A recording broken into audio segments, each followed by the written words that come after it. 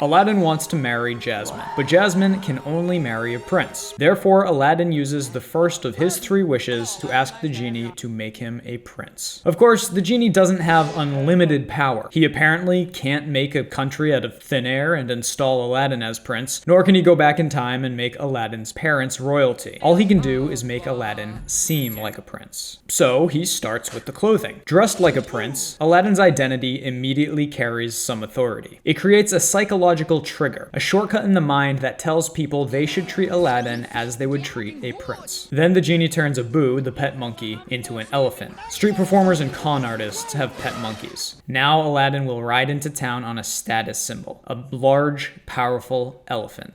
But none of this is enough to create a prince. You have to enlist the masses if you want your prince to have princely power. Who would the Kardashians be if they weren't shoved down America's throat? Come to think of it, who are the Kardashians anyway? People who found a genie. So in a grand demonstration of wealth and power, the genie rebrands Aladdin as Prince Ali-Ababa and parades him into town, flanked by a magnificent host. He's got a chorus of trumpets heralding his entrance, bell ringers, drummers, sword jugglers, and scantily clad dancing women.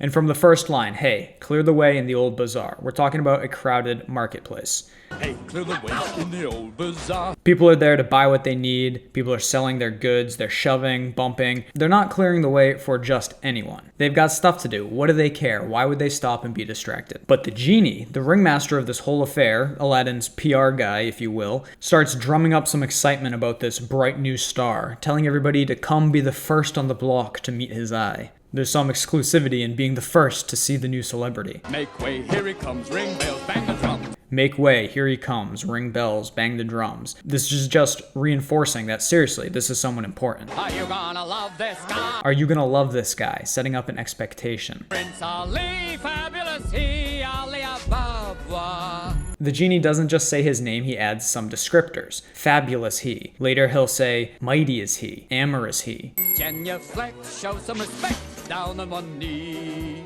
As the genie sings, genuflect, show some respect, down on one knee, he pulls out the carpet from underneath the palace guard, causing them to involuntarily genuflect. Now the entire city just saw the palace guard kneel before this prince. He must be important if the palace guard is immediately bowing to this guy. Who is he? Now try your best to stay calm. Brush up your Sunday salam. Now try your best to stay calm. This is more expectation setting. It's going to be tough to stay calm with what you're about to witness. Just as I explained on my video on hypnotism, you are getting sleepy. Sometimes the hypnotist will tell people not to be hypnotized yet, as a form of priming them to be hypnotized, because now they can't stop thinking about it. Brush up your Sunday salam. Brush up your Sunday salam, then come and meet his spectacular coterie. Go put on your Sunday best if you want to meet this guy, dress up. You're unworthy to even be in his presence if you're just wearing your peasant clothes. And then come meet his spectacular entourage. Obviously, this guy doesn't just travel alone. Then, the genie starts disguising himself as regular townspeople in order to covertly spread the tales of Prince Ali-Ababa's fabulous feats. He faced the galloping hordes, 100 bad guys with swords. Who sent those goons to their lords? Prince Ali. The genie disguises himself as an old man when he is trying to influence other old men, telling them about a threat that they may recognize, those galloping hordes from the north. And when he talks to the kids about bad guys, the genie, of course, appears as a young boy. Townspeople of all different demographics are getting social proof from somebody who is their apparent peer. People just like them are spreading tales of Prince Ali's valor, and they can relate to that message. While the chorus describes Ali's immense wealth, including 75 golden camels and a world-class menagerie, the genie appears as news commentators.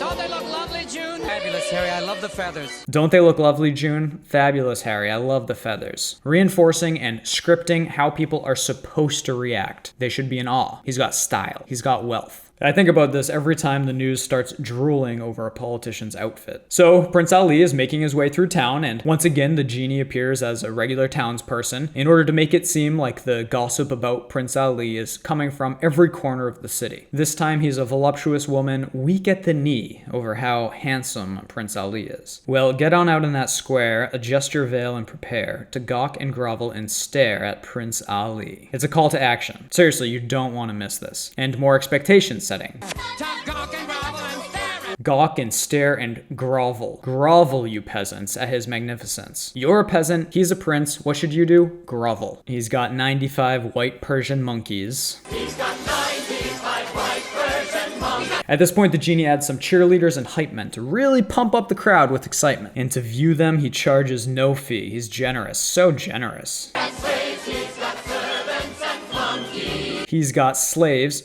Say what now?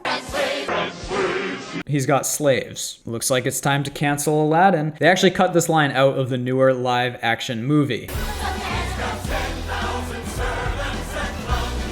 And maybe it's because they thought people wouldn't be able to relate to a protagonist that owns slaves, or maybe they're trying to gloss over the fact that the Middle Eastern countries have been some of the biggest slave owners throughout history. So he's got slaves, he's got servants and flunkies. They bow to his whim, love serving him, they're just lousy with loyalty.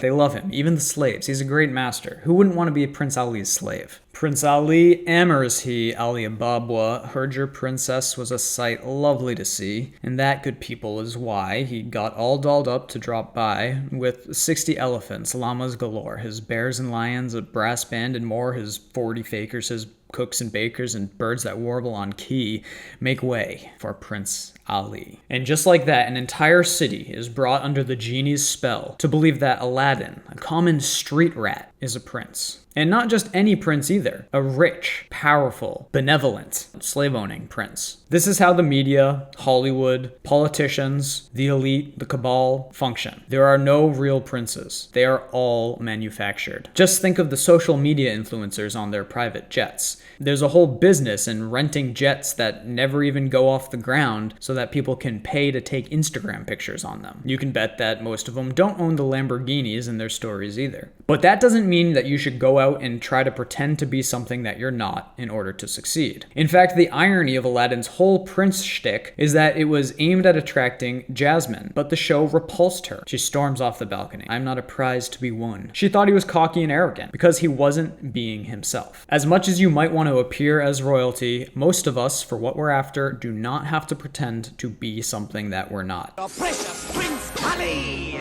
Faking an identity is typically sending a message to the wrong crowd anyway. It's much easier to use your real personality to attract what other people are naturally like-minded. Otherwise, the attention that you get will not be from the proper target audience. You have to know who your prospects are, what motivates them, and what they really want. Really, you need a little empathy. If it's all about you, people will smell it from a mile away. And this doesn't only apply to gaining status or literally selling things for money. If you're trying to get a date, to ask for a promotion, or raise a teenager, understanding your target audience is key to success. That's why in an upcoming video, we'll dive into figuring out the level of awareness of your target audience in order to understand how to most effectively deliver your message to them. Make sure to subscribe and hit that notification bell so that you don't miss it. Keep in mind that you can watch these videos on other platforms, links below. You can follow me there just in case YouTube ever decides to part ways with me. Subscribing to my email list is an even better way to make sure that we never lose contact. I'm Joe Jarvis. Thank you for watching. Come back and see me again soon.